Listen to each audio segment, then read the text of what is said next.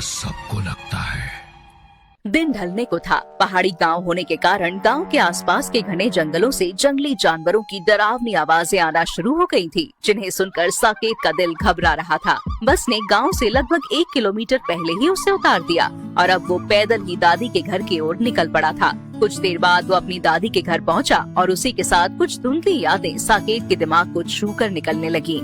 सामने एक पुराने जमाने का लकड़ी की कड़ी वाला दरवाजा दिखाई दे रहा था, जिसका नीला पेंट छूटकर पपड़ी बन चुका था। साकेत ने दरवाजे की कड़ी को कई बार बजाया, लेकिन किसी ने दरवाजा ही नहीं खोला।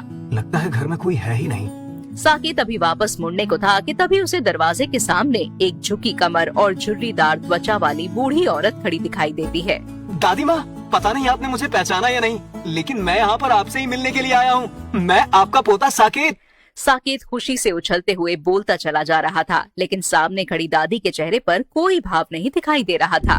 तुम्हें यहाँ नहीं आना चाहिए था। क्यों आए हो यहाँ? तुम्हें किसी ने रोका नहीं? रोका था, लेकिन मैंने किसी की नहीं सुनी। साकेत अपने माँ और पापा के साथ मुंबई शहर में रहता था। मुंबई में ही उसकी पढ़ाई लिखाई हुई थी, लेकिन फिर भी उसके मन में बचपन की वो यादें ताज़ा थी, जब वो अपनी दादी के साथ एक छोटे से गांव में रहा करता था। 2 दिन पहले।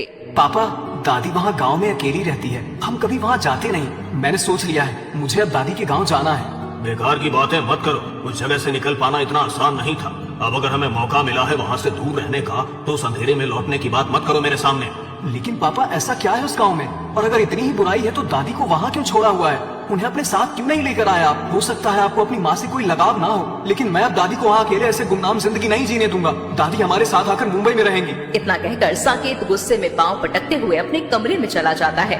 अगले दिन सुबह जब साकेत की माँ उसके कमरे का दरवाजा खटखटाती है, तो देखती है कि वो अपने कमरे में नहीं है। बस टेबल पर साकेत की हैंडराइटिंग में लिखी हुई एक चिट्ठी उसे पड़ी नजर आती है। मम्मी, पापा, आप लोगों को मेरी ज्यादा चिंता करने की जरूरत नहीं है। मैं कोई छोटा बच्चा नहीं रहा हूँ और घर छोड़कर कहीं भाग भी नहीं रहा हूँ। बस दादी के पास जा रहा हूँ। कुछ दिन उनके साथ बिताऊंगा और कोशिश करूंगा कि वो मेरे साथ शहर लौट आए।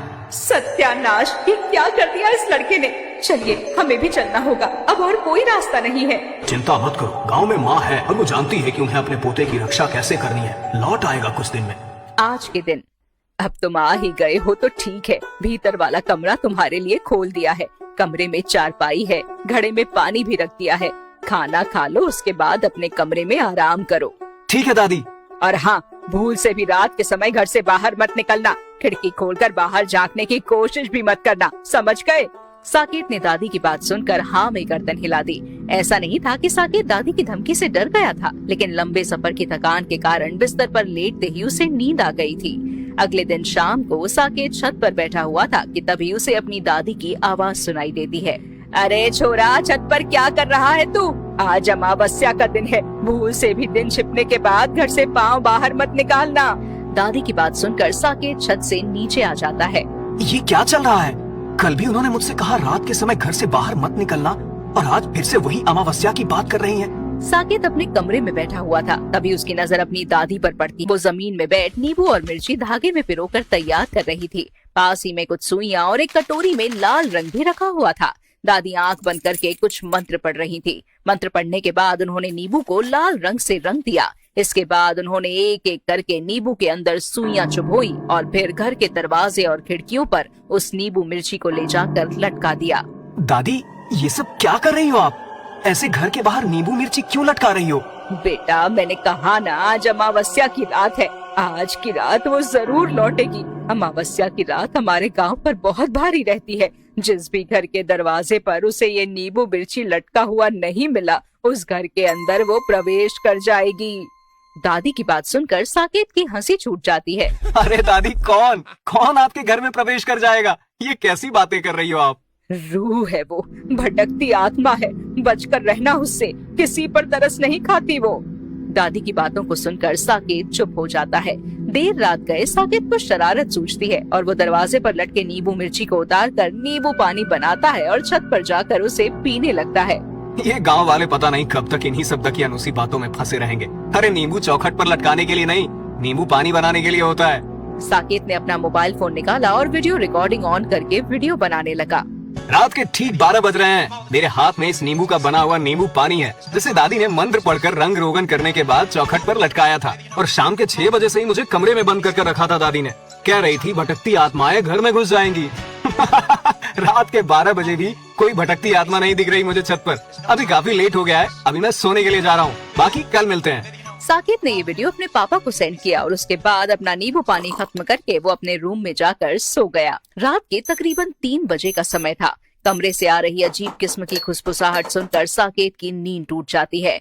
आँख खोलते ही उसे कमरे से पसीने की तेज बदबू महसूस होती है। ऐसा लग रहा था जैसे कोई सड़ा हुआ नींबू जला रहा हो। धीरे धीरे करके वो सड़न बढ़ती जा रही थी और उसी के साथ कमरे में हल्का धुआं भरता जा रहा था।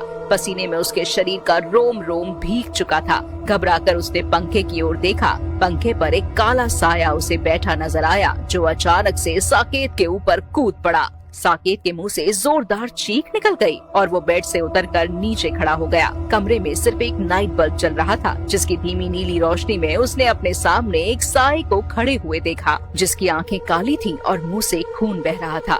उसके शरीर पर हूबहू वही कपड़े थे जो साकेत ने पहने हुए थे, लेकिन चेहरा बिल्कुल सफेद था। साकेत ये सब देखकर बुरी तरह घबरा गया। उसने चौंक कर लाइट जलाई, लेकिन अब कमरे में कोई नहीं था। ना वो परछाई, ना धुआं, ना गंदी बदबू। किसी तरह सुबह के 4 बजे और गांव में लोगों की चहल पहल शुरू हो गई। आंगन में दादी के झाड़ू बुहारने की आवाज सुनकर साकेत अपने कमरे से निकलकर बाहर आंगन की तरफ आ जाता है।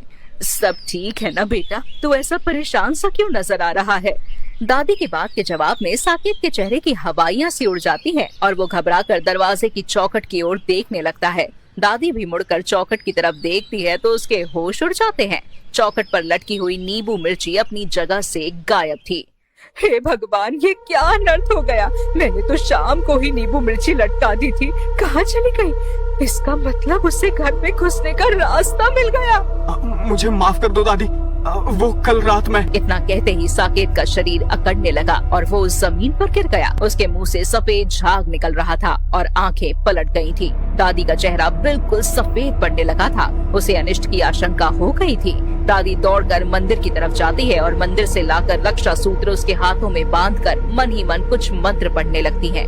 कुछ देर बाद साकेत को होश आ गया था, लेकिन उसकी आंखें सामान्य नजर नहीं आ रही थी। उसकी आंखें बिल्कुल लाल थीं, जैसे आंखों में खून उतर आया हो। दादी साकेत को उसके कमरे में ले जाकर दरवाजा बाहर से बंद कर देती है। हर गुजरते पल के साथ साकेत की हालत खराब होती जा रही थी। कभी वो जोर जोर से हंसता तो कभी दीवार में सर मार मार कर बुरी तरह से रोने लगता। कभी अपने सर के बाल नोचता तो कभी दरवाजा खुलवाने के लिए जोर जोर से उसे पीटना शुरू कर देता। दूसरी ओर जिस बात का डर था वही हुआ। साकेत बहुत बड़ी मुसीबत में फंस गया है। हमें इसी वक्त गांव जाना होगा।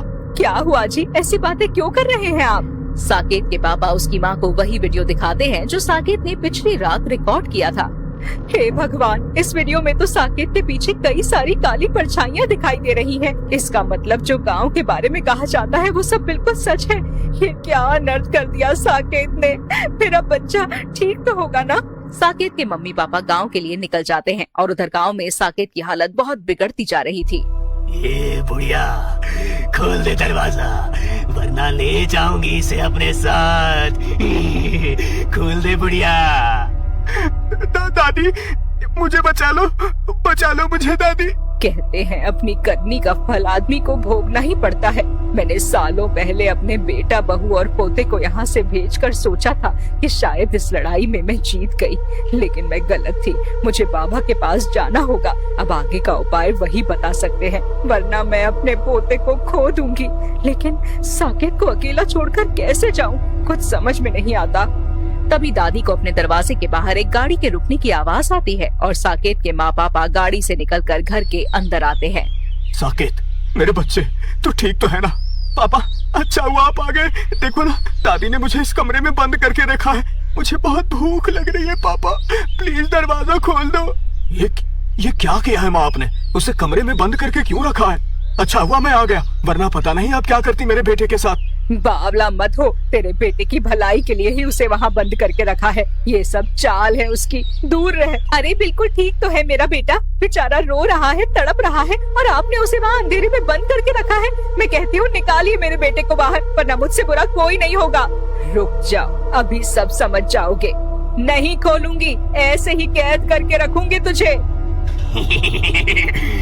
कितनी देर कैद रखेगी मुझे? बस कुछ घंटे। आज रात को ले जाऊंगी अपने साथ। समझ गए तुम दोनों, अभी तुम यहीं रुको। चाहे वो कितनी भी कोशिश करे, दरवाजा मत खोलना। मैं तांत्रिक बाबा के पास जाकर कुछ उपाय पूछ कर आती हूँ। दादी तांत्रिक के यहाँ जाकर उसे सारी बातें बताती है। वो ऐसे नहीं लौटेगी, उसे एक बलि चाहिए। बलि लिए बिना वो तेरे पोते के शरीर को नहीं छोड़ेगी। दादी तांत्रिक को अपने घर ले आई। दिन ढलने लगा था। साकेत पर उस आत्मा की ताकत भी बढ़ती जा रही थी। दादी दरवाजा खोलती है और उसी के साथ बाबा साकेत के पिता और माँ मिलकर उसे एक कुर्सी से बांध देते हैं। बाबा ने हवन शुरू कर दिया था। पूरी रात बाबा तंत्र बल से हवन कुंड में नींबू, मिर्ची और नारियल की आहुति देकर मंत्र पढ़ते रहते हैं। हर आहुति के साथ साकेत जोर जोर से चिल्ला रहा था। उसकी बिगड़ती हालत देखकर उसकी माँ और पापा के हाथ पांव फूल रहे थे। सुबह की पहली किरण पड़ते ही बाबा ने अपना अंतिम मंत्र पढ़ा और उसी के साथ साकेत और उसकी दादी दोनों बेहोश होकर जमीन पर गिर पड़े। साकेत के माँ और पिता ये देखकर घबरा जाते हैं और पानी के छींटे मारकर दोनों को होश में लाने की कोशिश करते हैं। कुछ देर बाद साकेत होश में आ चुका था, लेकिन दादी, उन्होंने उस रात खुद की बलि देकर अपने पोते की जान बचा ली थी। दादी फिर कभी लौटकर नहीं आई। ये सारा खेल 25 साल पहले साकेत के दादाजी के साथ शुरू हुआ था। साकेत के दादाजी को तंत्र मंत्र की सिद्धियां पाने की धुन सवार थी। अपनी इसी जिद में उन्होंने सिद्धियां पाने के लिए 5 अमावस्या को लगातार कुंवारी लड़कियों की बलि दी थी। कहते हैं इंसान को अपने कर्मों का फल भोगना ही पड़ता है। अमावस्या के दिन उन 5 लड़कियों की मौत हुई थी। इसीलिए हर अमावस्या को इस परिवार के सदस्य की बलि लेने के लिए वो आत्मा लौटती है। ऐसी ही एक अमावस्या को साकेत के दादाजी की मौत हुई थी। उन प्रेत आत्माओं से बचने के लिए पिछले 25 सालों से दादी दरवाजे पर नींबू मिर्ची लटका रही थी। अपने बेटे और उसके परिवार को इन सब से बचाने के लिए दादी ने सालों पहले उन्हें शहर में रहने के लिए भेज दिया था और वादा लिया था कि वो फिर कभी इस गांव में लौट कर नहीं आएंगे। लेकिन नियति को शायद कुछ और मंजूर था। अपने परिवार को हर मुसीबत से बचाने का वादा दादी ने पूरा कर दिया था, लेकिन दादी की मौत इतना जरूर सिखा गई थी कि इंसानों की दुनिया के पार एक और दुनिया है, जिससे उलझना इंसान के लिए हमेशा घातक ही होता है।